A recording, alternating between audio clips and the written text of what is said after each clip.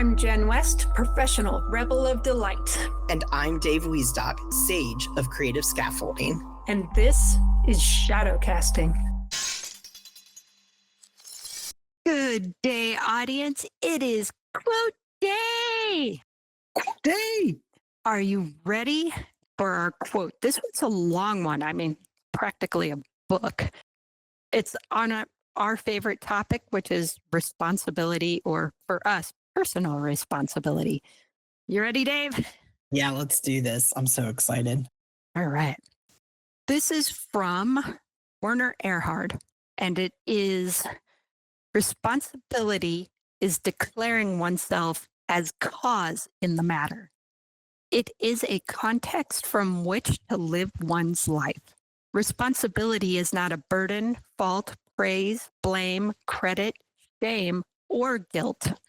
All these include judgments and evaluations of good and bad, right and wrong, or better and worse. They are not responsibility. Responsibility starts with the willingness to deal with the situation from and with the point of view, whether at the moment realized or not, that you are the source of what you are, what you do, and what you have. It's not right or even true to declare oneself as cause in the matter. It's just empowering. By standing for yourself as cause, what happens shifts from happening to you to just happening, and ultimately to happening as a result of your being the cause in the matter. I love that quote.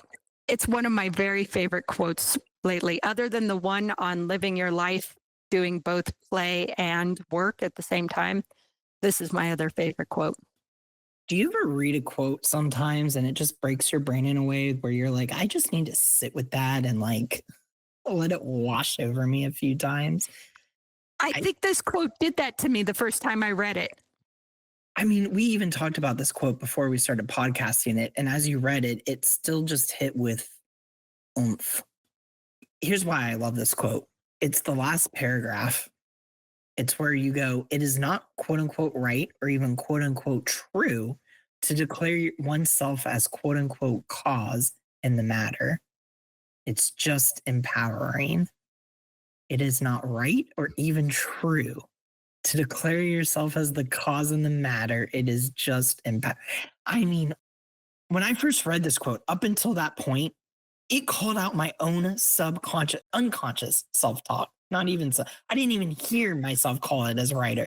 I was like, of course I'm the cause. That is the right way to think of this. And he's going, it's not even the right way to. It is just because it is empowering to think this way that he brings it up. That's crazy to me. Who brings up something without, that's how my self-talk thinks, right? Who brings up something without wanting to speak from what is right, true, and certain? Right? Yeah, if it's not true, why would I ever do it? Then I'm going to put it on the person that it is true for. Yeah. You almost want to go to like what we've been talking about in the survival and fulfillment cycle, like a blame. Oh, well, if he says it's not right or true, then if I try it and it doesn't work, it's his fault. Yeah. And I think what that really does for responsibility, I mean, he says it right there. It's just empowering. Yeah. And when you can own responsibility, I think you just get more done. You don't worry about who caused it or why, or you just say, I mean, the way I look at it sometimes is it's not saying you're the full cause. Maybe he can go all the way to, I'm just the full cause of this. But we're always playing the game. You know, it takes two to tango. We are the cause of things that happen to us. If we're in relationships that aren't working, they may be the party that doesn't change or is toxic or isn't helpful, but we've participated. And if we participated, then there is us as cause. And by taking ownership of that, it is empowering because now you can make a choice not to participate. Yeah. And the other way that I look at this is that there's this duality of cause of past and cause of present. He's talking about cause of present, but if you read the quote a little too quickly or come at it from a judgment point of view, it'll look as if he's talking about cause of past. And that's really not what he's getting at here. It's the idea of being and accepting with what is, and then moving from what is to what can be. Mm. And the way that you do that, and he even gives you the formula right here. The way that you do that is coming from the source of what you are, what you do, and what you have. And that's just, again, empowering. Right. He calls it out. The formula is within the quote. And I just, Man, our podcast would be a lot shorter if we could put the formula in that succinctly. right? I mean, chef's kiss to Werner Erhard. Yeah. Another part that I really loved is that in this, he just says responsibility, but personal responsibility, it's the second line. It is a context from which to live by, to live one's life.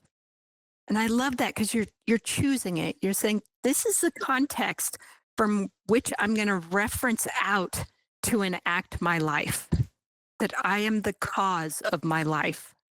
Taking it one step further, it's almost like, yes, I want to actually almost say what you're saying is that you're taking it a step. Oh, hold on. You broke my brain, so my sentences aren't coming out here.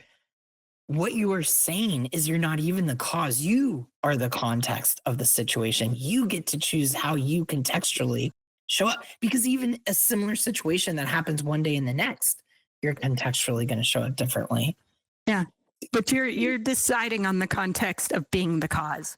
Exactly. So you the don't cause. have to, but you have decided your life is going to be in this bubble where you are the cause, regardless of the truth of it. And it's really funny. That may be hitting a nerve for people who really are into being right or having things be true or being honest. And I think it did hit me originally because my top value is truth. Mm. But in creating that context outside of the truth of it, we do that constantly. We do that when we suffer. We create a context and then we make our world match that context. Whether we hate something or we suffer something or the world is cruel, that's creating a context. The world is cruel. And then you find ways that the world is cruel. We create contexts constantly that have nothing to do with reality, because then our brain finds ways that it can make it true. And if we purposely decide on a context and we say, I am cause, you have to be a strong individual, I think, because making yourself cause doesn't mean that you're bad or you're to blame. It means that you're taking responsibility for where you are and you're willing to move forward. So you got to be careful not to turn that in. I'm to blame and my kids aren't good because of me and my finances suck because I'm not good with money. That is not where this particular man is coming from, because it's not shame. He even says it. It's he's laid it all out. It's not shame. It's not judgment. It's responsibility. Talk about working through an emotion in the midst of working through an emotion. I had to sit here while you were talking and recognize that subconsciously I was still creating wrongness out of this. That's really tough. I mean, you're right. It is uncomfortable. If you even sit in this for a second and you go, well, it's not right or wrong to take ownership and to empower yourself, my brain instantly goes to the other binary then. Well, then I'm in wrongness. I'm in blame. I'm in shame. I'm in guilt. Because that's the only way that my programming works with responsibility. If I am taking responsibility, it's an either or, because that's my type 1 brain. It's black and white. If I am not right, then I am wrong. And that's why I said at the beginning, it felt like I needed to hear that. But even in hearing that, I was still making it a wrongness. And it's not even allowed to be a rightness. You're not allowed to take praise, credit, anything. It's not a burden. It's responsibility. It's so nuanced that responsibility has nothing to do with those binaries. It's accepting, seeing the moment, and choosing to act from there. It's taking control of your moment. Really, that's the way I read it. That you're taking control, and responsibility is the way you do it. Yeah, it's another way of looking at this is kind of like Pavlov's dog. Well, it's a Pavlovian response. We've created an emotional response of guilt or credit with responsibility, even though responsibility itself is neutral.